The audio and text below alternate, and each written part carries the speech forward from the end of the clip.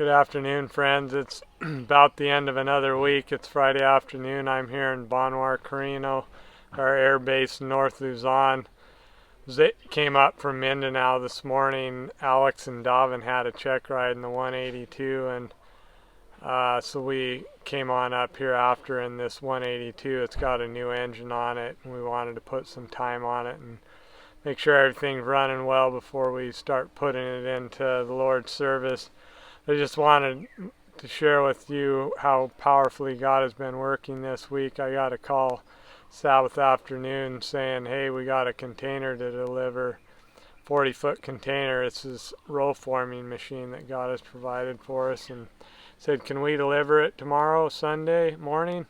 I said, well, you can deliver it, but you might have to wait for a little bit till we can get the equipment down in place to unload it. And so we prayed and asked the Lord to enable us to get everything arranged, and MVC has some equipment. We just hadn't talked to him very seriously about using it yet, but Neil was able to make some phone calls and talk to some people, and the Lord put everything together, and we had the thing unloaded by 11 o'clock in the Sunday morning, and everything was safe, everything went well, and we're grateful for that.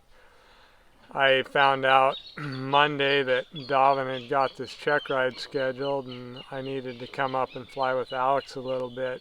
He hasn't flown in a while before he takes a check ride, so I was planning on coming up Friday morning, and Tuesday I was like, if I'm going up to Manila area again, I need this container. It's got to be released. And I was like, Lord, do something. And I felt, I need to fast and pray about this. So I told everyone that I was going to fast and pray, and invited, anyone, all of our missionaries, if they were able to join me in that. And a number of them did, and a lot of prayers. There was probably 5 or 6 of us that were fasting and praying, and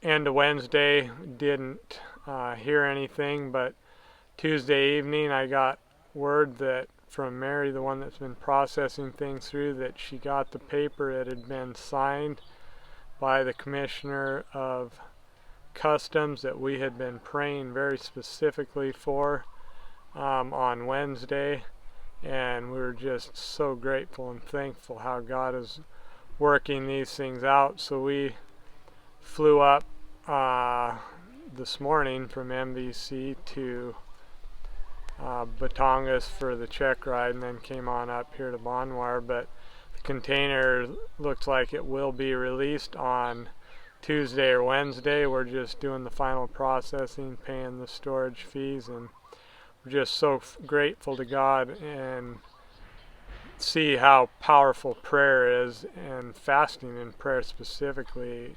When we come together and unite in one purpose, asking God to intervene, it's amazing what He can do. I was just reminded me that truly, like it says in Ephesians 6, we wrestle not against flesh and blood, but against principalities, against powers, against the rulers of darkness of this world.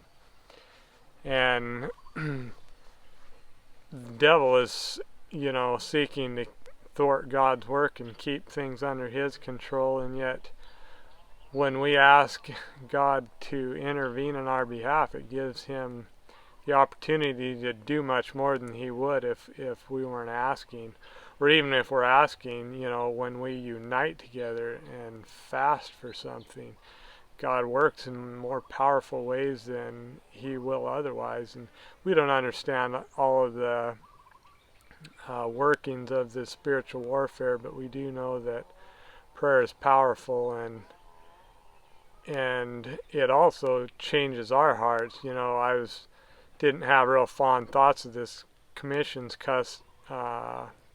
this customs commissioner, holding this container up, but as I started praying for him, it brought love in my heart towards him. And Jesus said, love your enemies, pray for those who spitefully use you and persecute you. And I just encourage you, if you have issues, people you not thinking so highly of that have wronged you, pray for them. God will change your heart and give you love for them, and He can change their hearts as well.